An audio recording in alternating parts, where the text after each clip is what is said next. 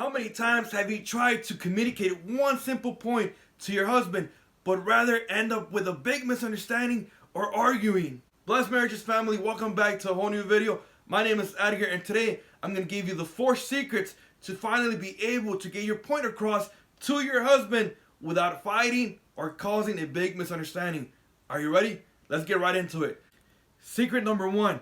Before you try to communicate with your husband, take some time and really meditate on the message that you're trying to project. Meditate on what you're trying to say. That's going to make a big difference. I remember when Daisy and I first got married, every single day was a big misunderstanding. Daisy would come to me and she would share with me her emotions, her thoughts, what she had in her head, but it would turn out into a big misunderstanding. Why? Because I understand that it's in your nature to be emotional. I understand that. And she would come to me and she would share all of that with me, but she was not sharing it in a correct way. Her emotions were 100% correct, but the way that she was sending me the message was not 100% correct. Until I told her, baby, before you come and you speak to me, try your best. Take some time and really meditate on what you're trying to say. So when you come to me and me, the receiver, so I can understand you.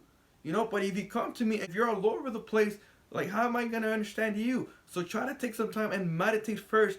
Come and then share your message with me, and I'm going to try my best to understand you. But first, if you want me to understand you, try your best to send me the proper message. Secret number 2, when you're meditating and when you're creating that message that you're going to tell your husband, be as logical as possible.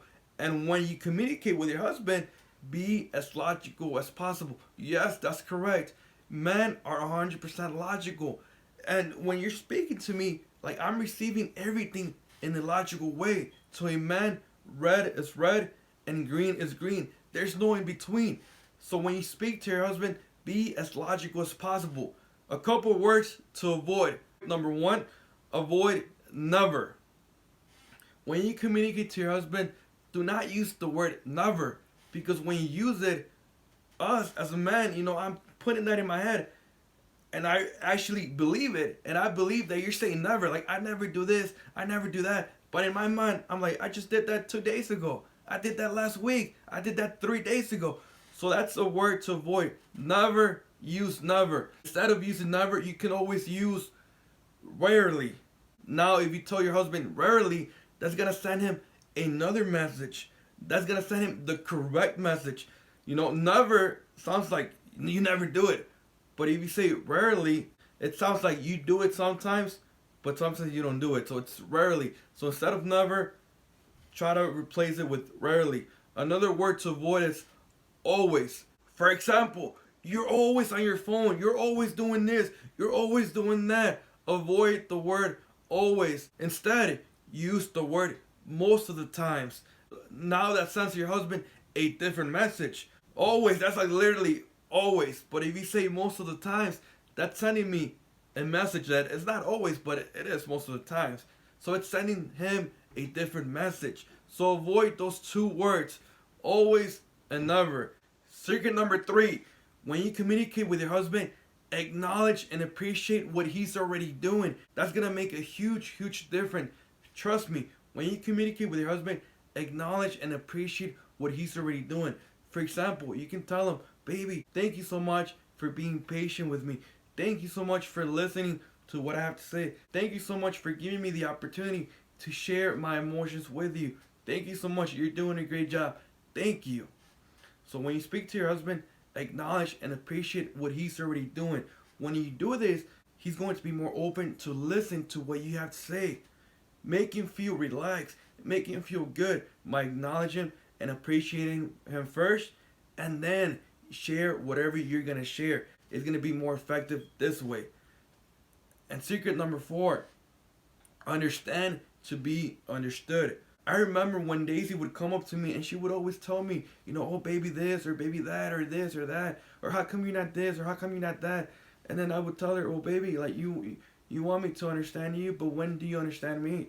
You want me to be more patient with you, but when are you patient with me? What do you bring to the table? No, you want me to do this, you want me to do that, but what are you doing to help me? No, what are you doing in return? So that's secret number 4. Understand to be understood. What do you bring to the table? If you're gonna ask for him to be patient with you, then make sure that you're already patient with him. If you're gonna ask for love, then make sure that you already showing love to him. Understand to be understood. That's secret number 4. So there it is, blessed marriages family. The 4 secrets to really be able to connect with your husband and get your point across. Number 1, before you communicate with your husband, take some time and really meditate on the message so you can send the proper message.